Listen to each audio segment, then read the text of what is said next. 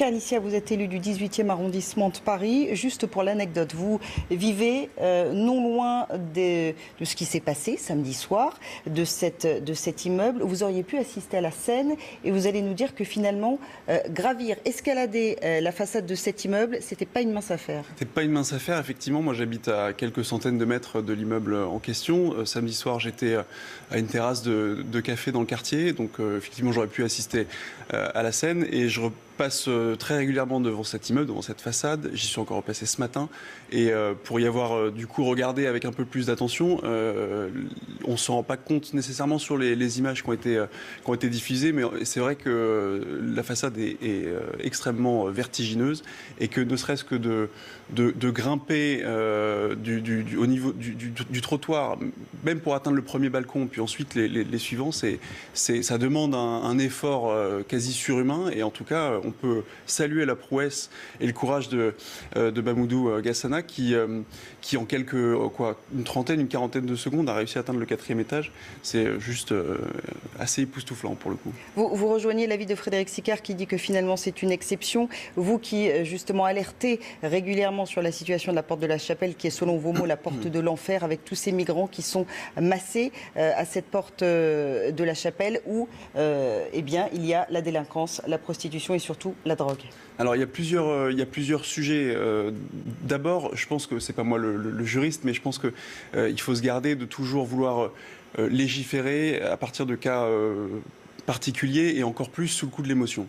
Là, il se trouve qu'on est en présence d'un acte absolument héroïque. Je crois que le président de la République lui a remis la médaille d'honneur pour acte. C'est justifié selon vous? C'est absolument justifié, évidemment. Et d'ailleurs, je pense que la remise de cette récompense ne pourra que faire accélérer la demande de régularisation puis de naturalisation. En tout cas, je le souhaite. J'ai demandé d'ailleurs à ce que Mme Hidalgo propose au prochain Conseil de Paris que M.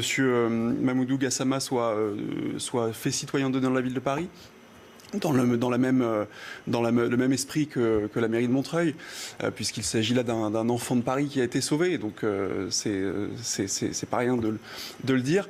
Quant au sujet de l'accueil des migrants, c'est justement là. Moi, je suis assez sidéré, ou en tout cas surpris d'entendre que ce fait héroïque rappelle à tout le monde la condition humaine de tous les migrants.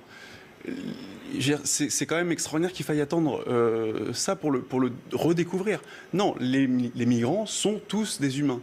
Moi, ce pourquoi je me bats depuis plusieurs années, c'est pour que les migrants qui arrivent aujourd'hui sur le territoire français et particulièrement à Paris, aujourd'hui ne sont pas accueillis.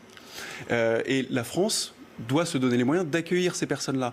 Les accueillir, ça veut dire les accueillir dans des conditions dignes, dans des centres d'hébergement, leur offrir de quoi être formés, leur offrir une vie justement digne et pas leur offrir simplement une vie sous les ponts. Parce qu'aujourd'hui, c'est ça. On a beau se gargariser d'accueil des migrants, en tout cas la ville de Paris le fait depuis plusieurs années, ce qu'elle peut accueillir aujourd'hui, ce qu'elle peut offrir aujourd'hui aux migrants. Donc d'une certaine manière, cette histoire est une piqûre de rappel. C'est une piqûre de rappel et effectivement, il faut accueillir toutes ces personnes-là dans des conditions dignes. La contrepartie, c'est évidente, c'est que les personnes qui sont déboutés du droit d'asile doivent être accompagnés dans leur pays pour que les personnes qui bénéficient du droit d'asile et du statut de réfugié puissent être correctement aujourd'hui accueillies.